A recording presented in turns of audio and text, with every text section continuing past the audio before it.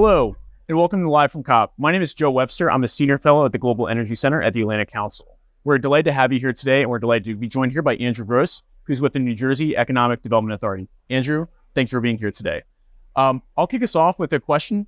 So Andrew, right from the top, what do you in New Jersey hope to see out of this COP discussion?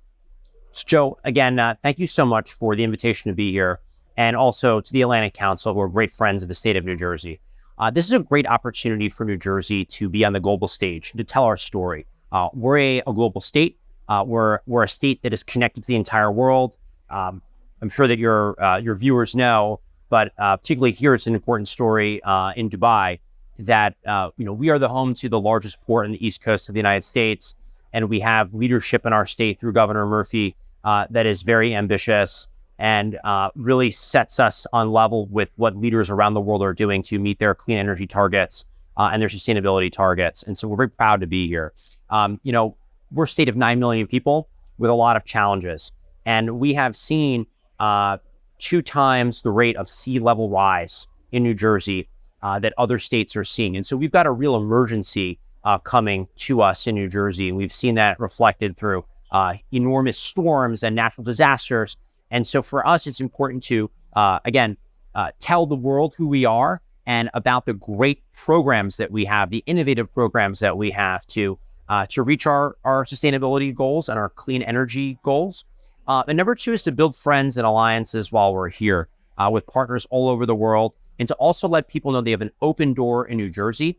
We have a thriving economy and a thriving clean energy industry, and we want to see partners come in, participate with us, partner with us, invest in our state. And so we're here to tell that story and make sure that they know about New Jersey in the partnerships that they're looking to build in the United States. I think it's very important to mention, you mentioned about how New Jersey isn't particularly impacted by climate change. So maybe we could talk a little bit about that. As you know, as a global entity, we're not on track, unfortunately, to limit emissions to 1.5 degrees Celsius.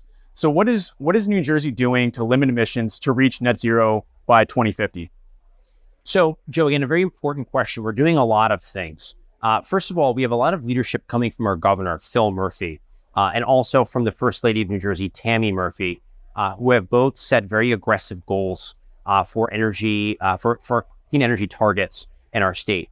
For example, we would like to be 100% using clean energy by 2035. And we believe that we are on target to meet that goal. Additionally, we are trying to meet the goal under the IRA by being 50% below 2005 levels by 2030. And currently we're at 32% below 2005 emissions due to initiatives that have been funded by our state. And so one of the things that we've done recently, for example, is we set up a green bank, which is a public-private partnership. Again, we just initiated this in the past few weeks. And this is one tool that we are bringing to this war to fund programs in our state that will allow us to achieve these emissions goals as quickly as we have set out to do that. We also are investing in a lot of different areas. So, for example, in solar energy, we are a top 10 state in that industry. We have 180,000 solar installations. We're producing 4.5 gigawatts of solar, and we've created over 6,000 jobs just in that industry. We've seen about $13 billion invested in Jersey in solar. And we also announced through our governor that we are seeking to have 100% electric vehicle sales by 2035. That's for new vehicles on the roads in New Jersey.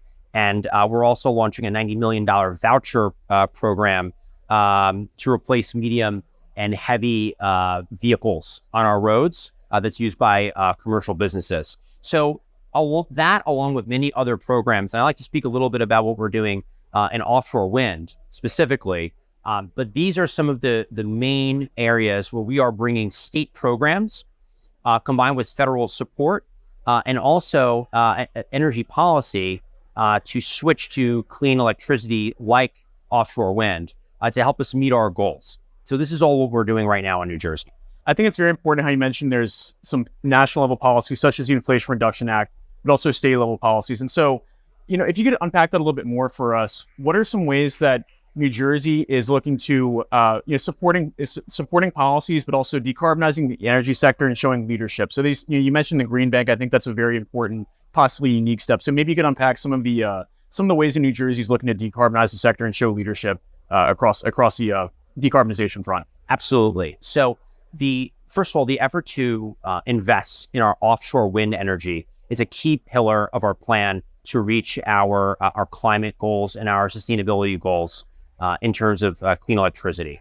So we believe that offshore wind is critical in this mission to, again, reach 100% clean electricity by 2035. So we've offered an offshore wind tax credit to companies to actually build the infrastructure that is necessary for this industry. And so we're seeing a lot of investments being made in our industry. And despite some setbacks that we've seen recently, we believe, and those setbacks, by the way, were caused by a combination of interest rates, supply chain costs increase, inflation. And these are issues that we've seen across the world. But we are committed to a future with offshore wind. And we are investing, again, in this industry. We just announced the third solicitation in Atlantic Shores, which is our, one of our parcels for offshore wind. And that'll be starting early next year. We're already on track for our fourth solicitation that will come afterwards. And so that those investments and that attraction of the offshore wind energy to New Jersey, combined with other types of clean energy like hydrogen, where we were just announced as a hydrogen, we won a tender for being a hydrogen hub in a federal program for a regional hub. So these efforts together will get us where we need to go in terms of our energy transition.